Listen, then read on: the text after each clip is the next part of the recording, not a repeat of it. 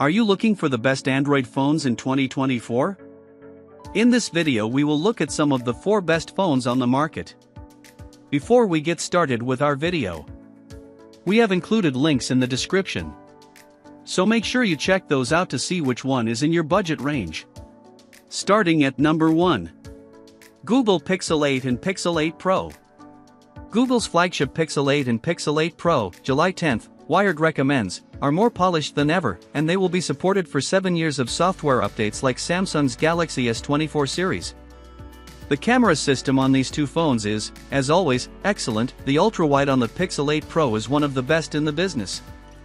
There's now secure face unlock, which means you can use your mug as biometric authentication to get into banking apps, but it's not effective in low light, so the fingerprint sensor is still present as a secondary option. The reason to buy Pixel phones is the smart software features, like call screen, which thwarts robocalls and now even lets you respond to people without having to answer the phone. The Pixel 8 series focuses on smart image editing software. With tools like Magic Editor, Audio Magic Eraser, and Best Take, you get a powerful suite of features to easily change up your photos and videos, whether that's by erasing unwanted objects in the background, removing annoying sounds in your videos, or just switching someone's face in a group photo to one where they're not blinking. It's nuts, kind of disconcerting but also fun, and it can be genuinely helpful. I just wish the battery life on these phones could stretch closer to 2 days. At number 2. OnePlus 12. If you want a powerful Android phone with all the top specs, then I dare say you will be satisfied with the OnePlus 12, 8 out of 10, Wired recommends.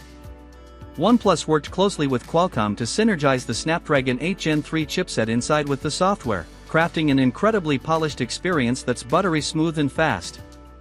Games like Genshin Impact ran slightly smoother than on the Galaxy S24 series, and the OnePlus didn't get as hot, either. I was able to eke out 2 days of average use from the 5400 mAh battery, and as usual, you can recharge the phone very quickly. The charger is included in the box. OnePlus has brought wireless charging support back, and you can also recharge it fast if you use the company's proprietary wireless charger, a separate purchase.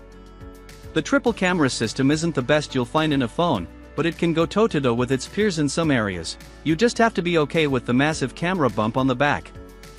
I like the snazzy marble-esque design. What sets it back is the curved glass display, which is dated and just not as nice to use as a flat display. It's also only IP65 water resistant, and while it'll get 4 Android OS upgrades and 5 years of security updates, that's not as good as the 7 years of support from Samsung and Google. At number 3. Nothing Phone 2A. Nothing is all about style, and this is reflected not just in its phone hardware design but also in its slick Nothing OS interface. If you feel like every phone looks and acts the same, you should check out the Nothing Phone 2A, September 10th. Wired recommends. It will feel like a breath of fresh air. Yes, there's also the more widely available Nothing Phone 2, which goes for around $619, but the Phone 2A does nearly as much as its flagship sibling at around half the cost. Most notable are the glyph LED lights on the back, which illuminate when you get notifications, but you can also set them to work with other apps. You can set a timer and the LED bar will decrease as the timer runs out. I barely had any issues with performance on this smartphone. The MediaTek Dimensity 7200 Pro chipset handled games and apps like a champ. The 6.7-inch AMOLED screen has a 120Hz screen refresh rate and it's excellent. There's NFC and an in-display fingerprint sensor, plus Nothing is promising 3 Android OS upgrades and 4 years of security updates. That's pretty good for a sub-$400 phone. Seriously, I used this phone as my daily driver when I was covering the Mobile World Congress 2024 trade show, and it performed flawlessly. However, cameras and connectivity are its weaknesses. The photos you snap on this phone will be decent, but nothing to write home about. And there's sadly no Verizon support. You also have to enroll in Nothing's developer program to buy the phone in the US. Once you're accepted, you can buy it. At number 4. Google Pixel 8a.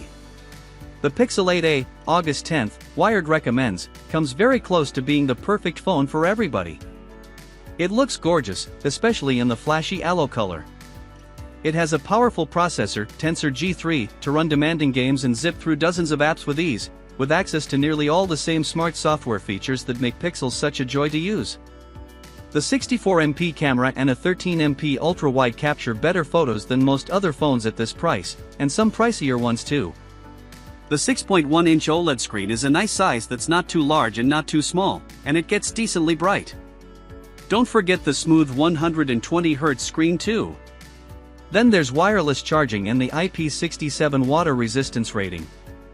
Google also has 2 modes of biometric authentication here, fingerprint or face unlock, and both can be used to access sensitive apps. Did I mention it costs less than $500? It will even last a while, thanks to a whopping 7 years of software updates. It does have some concessions. The battery life is just okay, on average it can last a day, but you'll need a power bank if you're a power user. Also, I had some issues with Real Tone, which is Google's imaging algorithm designed to more accurately capture darker skin tones. The results weren't as good as prior models. But if you can make do with those flaws, this is the best smartphone for the money.